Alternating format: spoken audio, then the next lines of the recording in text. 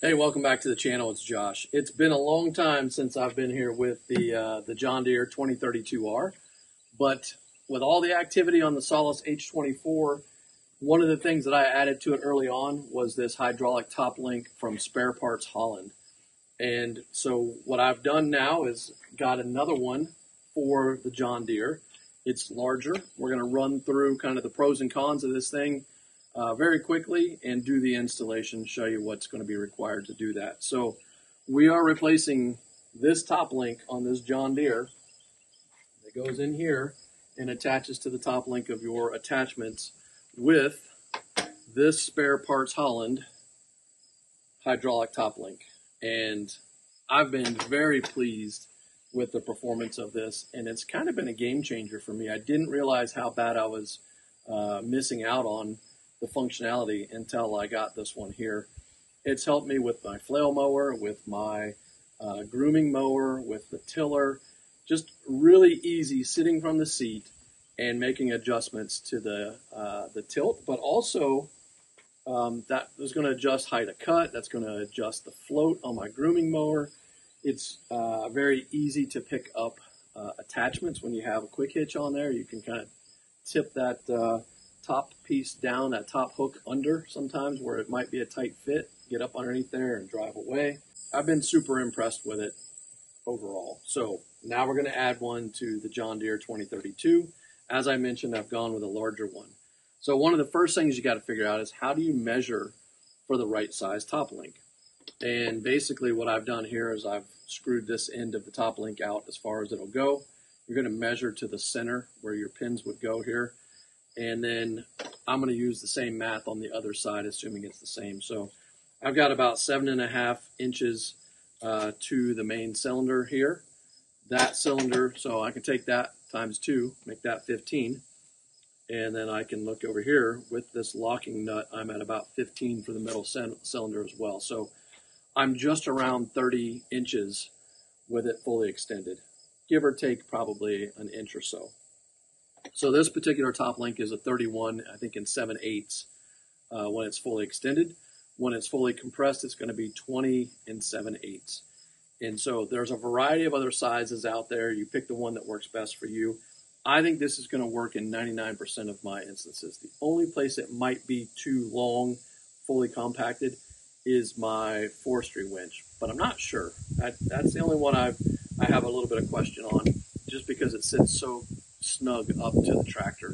But I think it's going to be fine. Even if I have to take it off every now and again, that's not a big deal for all the benefit I get with all the other attachments. So we're going to get rid of this guy and replace it with this one here. And I'm going to show you what tools you need now to install a hydraulic top link. All right, so out of the box, you have the top link. I'm going to set that right there. And then you have the hoses.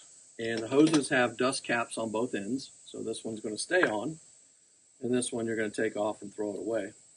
And both of these bolts here have what they call banjo washers, or banjo bolts and washers. So you're basically going to crush these down when you tighten them down into the fittings here.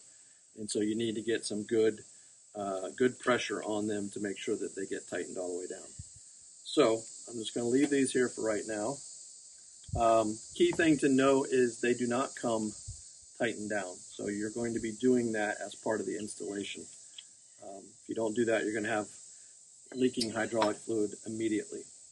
That's the only thing. There's 2 little caps here. They're going to come off where we're going to attach this end in. This end goes to the tractor. And so I've got I want to say this one was a 7/8 socket to tighten down here. And then on these ends where I'm going to need to, pull and push with opposing force, I've got some channel locks and some pliers, or I'm sorry, crescent wrench and channel locks. I usually have 2 of these giant crescent wrenches, and I can't find the other one, but they make really nice for leverage. So we're going to tighten those down real quick, attach them here, and put it on the tractor. This is really maybe a 5-minute installation at best. Now, you might be asking, do I have what I need to install a top link, or what is needed to install a top link? Well, you have to have rear remotes. So on the John Deere, I had these added. I have a dual set, so I have 4. And on the Solace, they came standard. So there's a single set here, and that's a great use on the Solace. On here, sometimes I run things that need 2 sets of remotes at the same time. But for today, we're going to hook them up here, and we're only going to need 1 set, and that's going to be controlled by a lever alongside the driver's compartment. So let's get them hooked up real quick, and we'll hook it up and show you what it looks like.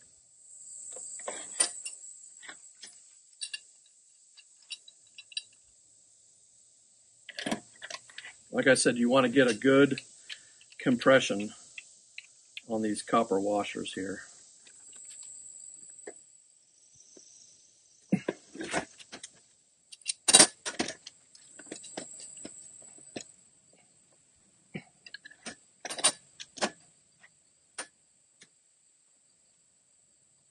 Caps just unscrew real easily. Doesn't matter which one goes where. All right, so now we're going to attach to the actual cylinder, and there are 2 washers. You want one above and one below. So they're both situated above. You need to take one off and move it.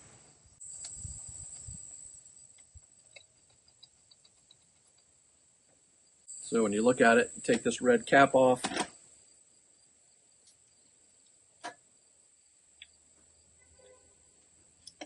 When you take that bolt out, there's 2 washers. So one above, one below. And then we're going to use our socket here.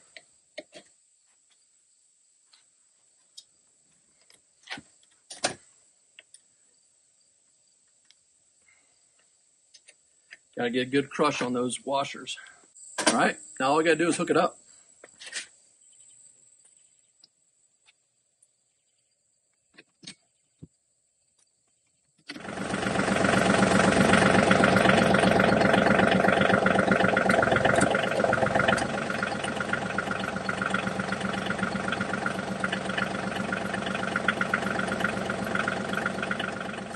Okay, so we're good to go there. I'm going to get this quick hitch hooked up, just show you how it tilts. And all I can tell you is this is probably one of the best solutions I've found, and I've been super happy with the Spare Parts Holland support, as well as just the overall process. I'm going to have a link in the description.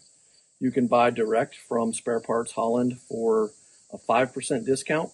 I will also get a small commission for that, just to help out the channel. Or you can buy from Amazon, and I'll have a link for that as well, which Amazon will pay me a small commission as part of their influencer program. So probably a better deal to go direct to sparepartsholland.com, but I leave that up to you. And their shipping is really quite good. They ship with FedEx, and I want to say they usually get items to you within like 48 hours, all the way from the Netherlands. So very cool. One other thing to point out is this is made in Europe, in a factory in Turkey. So it's not Chinese made or anything else that you might be concerned of. And yeah, quality seems to be very good. So let's get that iMatch hooked up and just show you real quick again how this operates. All right, so look how easy this is here. I'm going to set that here.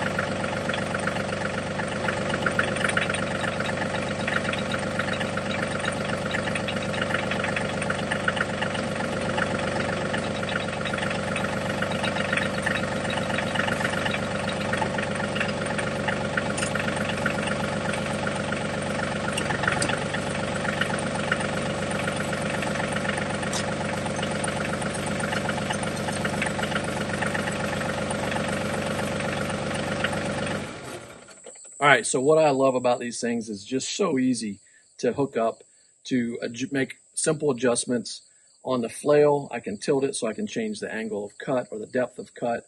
On the grooming mower, I can change how much float I get when I go up and down the hills. This thing is just like super easy. There's no sitting here twisting, fine tuning. My John Deere one needs to be greased. It's a mess. It doesn't turn easy.